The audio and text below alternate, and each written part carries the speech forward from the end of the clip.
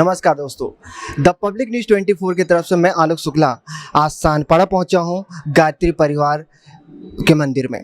आज यहां अश्वमेध यज्ञ जो एक पुराने समय में राजा महाराजा किया करते थे विश्व कल्याण के लिए, शांति के लिए, आज वह पुनः मुंबई में आयोजित होने वाला है, जिसमें भारत को विश्व गुरु बनाने के लिए और जो 2 साल का संकट चल रहा था कोरोना का, उससे उभरने के लिए अश्वमेध यज्ञ का शुभारंभ किया जा रहा है। साथ में यहाँ पर विचार गोष्ठी के भी यहाँ पर आयोजन किया जा रहा है। आइए जानते हैं इसके संदर्भ में आखिर अश्वमेध यज्ञ है वो होता कैसे है, इसका प्रायोजन किस प्रकार किया जाता है। आज हम यहाँ पर मिलते हैं गुरु जी, द पब्लिक न्यूज़ 24 में आपका स्वागत है। सबसे पहले तो मैं जानना चाहूँगा कि मैंने देखा अश्वमेध यज्ञ जो एक पुराने समय पर राजा महाराजा किया करते थे विश्व शांति के लिए और संगठित करने के लिए अपने राज्य को, तो मुंबई में इसका आयोजन करने का प्रायोजन क्या है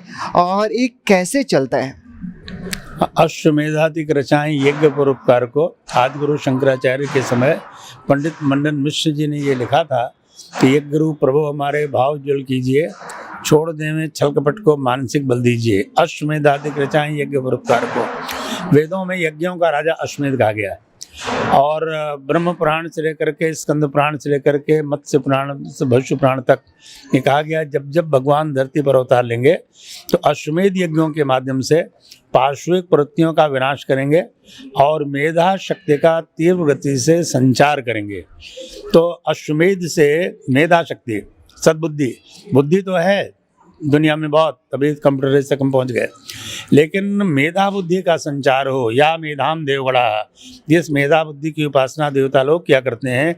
अश्वमेध यज्ञ का प्रथम प्रयोजन है कि मेधा बुद्धि का संचार हो और दूसरा प्रयोजन भगवान राम ने ये कहा कि अश्वमेध यज्ञ करने से पूर्व 1 वर्ष तक हमने पूरे भारतवर्ष में अश्वमेध का घोड़ा घुमाया, गांव-गांव हमने संस्कार महोत्सव किए, फिर 1 बार नहीं 10 बार हमने काशी नगरी में अश्वमेध किया, तब राम राज्य की स्थापना हुई। तो राम राज्य की स्थापना के लिए जब भी भगवान अवतार लेते हैं तो सतयुग आने से पहले अश्वमेध करते हैं। तो इस समय हिमालय के ऋषियों ने यह जिम्मेदारी अखिल विश्व गायत्री परिवार को दिया है और महालक्ष्मी की नगरी मुंबई, जहाँ लक्ष्मी माता समुद्र मंथन से प्रकट हुई, पूरे विश्व में हर युग में वर्ल्ड ट्रेड बॉम्बे से हुआ है। सेकेंड वर्ल्ड वॉर तक वर्ल्ड ट्रेड बॉम्बे के पास था, Bombay, London, Calcutta. Second world war के बाद वर्ल्ड ट्रेड न्यूयॉर्क चला गया। तो अब अश्वमेध यज्ञों के माध्यम से सारे विश्व का जो अर्थतंत्र है वो पुनः मुंबई आएगा। ऐसा वेदों में कहा गया है कि जहाँ अश्वमेध होता है वहाँ लक्ष्मी की वर्षा होती है और उस लक्ष्मी को कोई लूट लेने जाए तो ऐसा चक्रवर्ती सम्राट जैसा राजा भारत में रहेगा जो सारे विश्व के राजाओं को, सारे विश्व के राष्ट्रों को उनको सद्बुद्धि देते हुए, उनकी आवश्यकता की पूर्ति करते हुए वसुधैव कुटुंबकम की ओर ले जाएंगे। तो पहला कार्य स्वामी विवेकानंद जी ने कहा था कि अंग्रेज़ों ने सारी दुनिया को विज्ञान युग में पहुंचा दिया, अब हमें उसी भाषा का प्रयोग करते हुए ज्ञान युग में धरती को प्रवेश कराना है। तो ज्ञान युग में प्रवेश कराने के लिए महर्षि अरविंद घोष ने भारत माँ की कुंडलिनी जागृत किया, विवेकानंद ने भारत माँ की कुंडलिनी जागृत किया, रविन्द्रनाथ टैगोर ने प्रयोग किया, महर्षि ध्यान ने प्रयोग किया, आदिगुरु शंकराचार्य ने शुभारंभ किया था। अब गायत्री परिवार इतना सक्षम हो गया है कि हमारे 11 करोड़ साधक नित्य 1 माला गायत्री मंत्र का जप करते हैं अश्वमेध की सफलता के लिए। एक तो न्यूनतम है, 24 करते हैं और देव कन्याएं अगर जप करें तो उसको 1000 मंत्र का लाभ मिलता है। तो अब इतनी ऊर्जा जो पैदा हो रही है, गायत्री का देवता सूर्य है। महर्षि अरविंद घोष ने कहा था हम जो गायत्री का जप करते हैं तो सूर्य भगवान तक सीधे कनेक्टिविटी हो जाती है। तो अश्वमेध यज्ञ के माध्यम से सविता देवता भारत को जगतगुरु के रूप में प्रतिष्ठित करेंगे कि व्यक्ति निर्माण हो, परिवार निर्माण हो, समाज निर्माण हो। और भारत आर्थिक दृष्टि से पूरे विश्व में नंबर 1 पर रहा है और नंबर 1 पर होने जा रहा है। तो विश्व व्यापार पुनः कंट्रोल यहीं से होगा, ये प्रयोजन है अश्वमेध का। तो सर जैसे पुराने समय में अश्वमेध यज्ञ हुआ करता तो हम घोड़े को एक छोड़ते, जैसा मैंने, अगर मेरा नॉलेज है, जैसे हमने सुना था कि जहाँ यज्ञ होता था उसके बाद घोड़े को छोड़ा जाता, जहाँ जहाँ तक होते थे तो वहाँ तक का राज एक राजा का हो जाया करता था। तो आज की दृष्टि में या आज कलयुग में बोला जाए तो किस प्रकार संभव होगा? देखिए, भगवान राम ने कहा कि हम किसी राजा को गुलाम नहीं बनाएंगे, राजा को संस्कृत निष्ठ बनाएंगे, कि राज्य को हम आक्रमण करके छीनेंगे नहीं। लंका को उन्होंने लिया नहीं, विभीषण को सौंप दिया। भगवान राम चाहते तो लंका को इंडिया में मिला लेते, लेकिन उन्होंने कहा नहीं, विभीषण इसका राज्य करेंगे। तो सारी राजाओं को राम राज्य के अंतर्गत संस्कृत निष्ठ बनाया भगवान राम ने। कहा ऋषि परंपरा, ऋषियों ने जो ज्ञान दिया है इससे आपने राज्य को चलाइए। तो भारतवर्ष ने कभी किसी राज्य पर इन्वेजन नहीं किया, उस राज्य का कल्याण करके उसी राजा को सौंप दिया, अपना राजा नहीं बिठाला, उसी राजा को हम सौंप देंगे। तो भारत माँ पुनः, क्यों भारत पूरे विश्व की निर्मात्री भारत माँ है, भारत माँ ये चाहती है कि नारी की गरिमा की पुनर्स्थापना हो।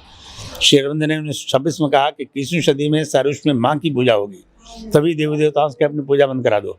भारत माँ की पूजा, गंगा माँ की पूजा, तुलसी माँ की पूजा, लक्ष्मी माँ की पूजा, दुर्गा माँ की पूजा, विद्या माँ की पूजा, गणेश देवता जो हमें बुद्धि और विवेक देते हैं, उस बुद्धि और विवेक का हम पूजन करें।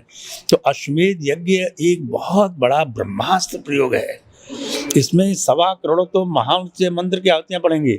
अब महाराष्ट्र का अश्वमेध यज्ञ इतना महान इसलिए है कि 12 ज्योतिर्लिंगम में 5 ज्योतिर्लिंगम महाराष्ट्र के हैं, और महाराष्ट्र के 36 जिलों के गायत्री परिवार के साधक इसमें 1.25 करोड़ महाउच्च मंत्र का जब 24 करोड़ गायत्री मंत्र का जब करेंगे, और सभी संतों महात्माओं को बुलाएंगे, धर्मतंत्र और राजतंत्र दोनों मिल करके संगठित होकर के विश्व कल्याण के लिए वसुधैव कुटुंबकम की स्थापना करेंगे।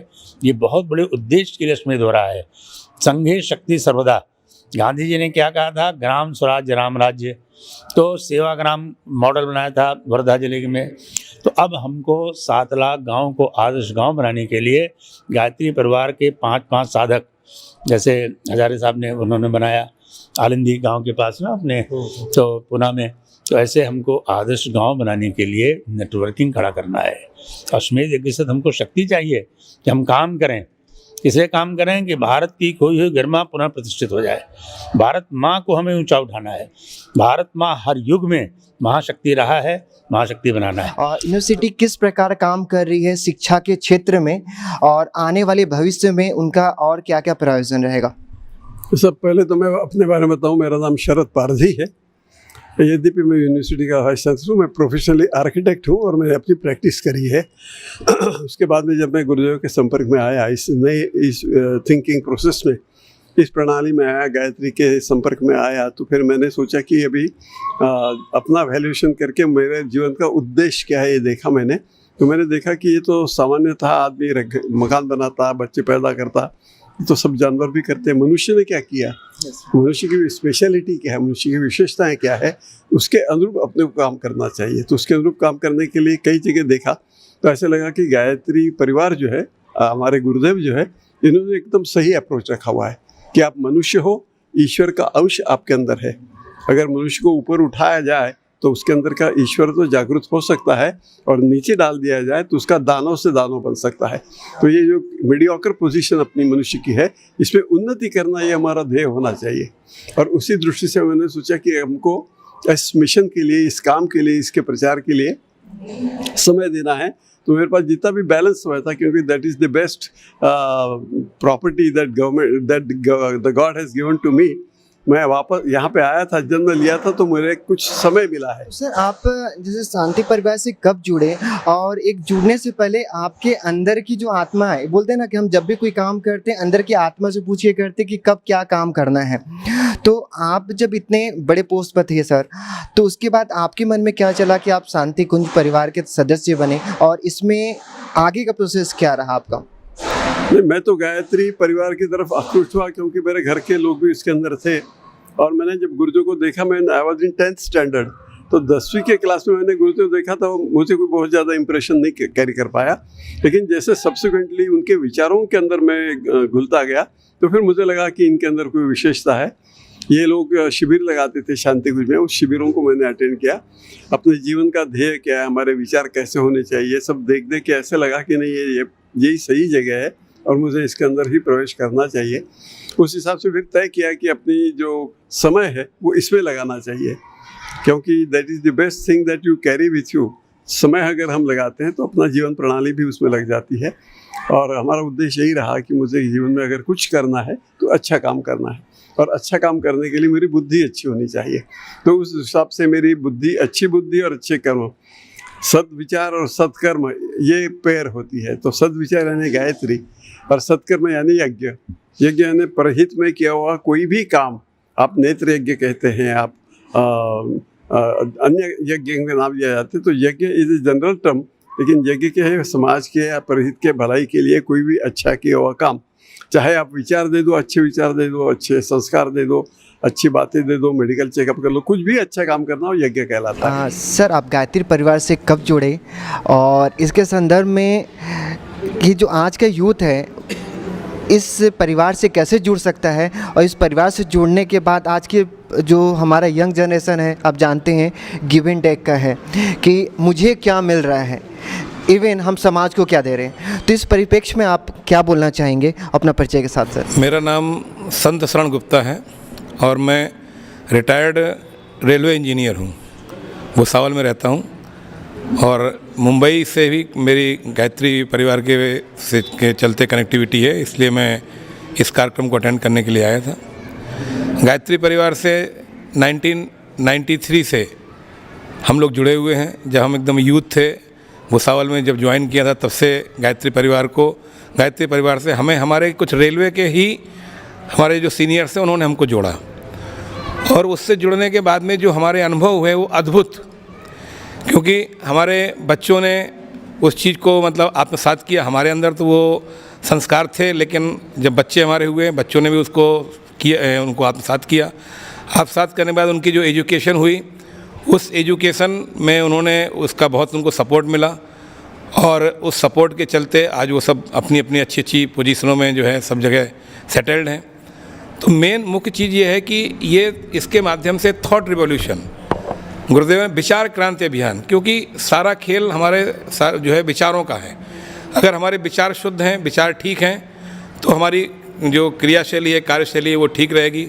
और जब हम सद्बुद्धि और सद्ज्ञान के साथ में अपना काम करेंगे, चाहे वो हम अपने मतलब वर्किंग क्षेत्र में हो, चाहे सोशल क्षेत्र में हो, चाहे फैमिली में हो, जब हम इन सब चीज़ों को लेकर चलेंगे तो हमारी फैमिली भी प्रसन्न रहेगी, सोसाइटी में भी हमको मान सम्मान मिलेगा, और जो हमारी वर्किंग स्पॉट है वहाँ भी हम अच्छा काम करेंगे और हमको वहाँ भी सपोर्ट मिलेगा, अपने जूनियर्स का भी और अपने सीनियर्स का भी।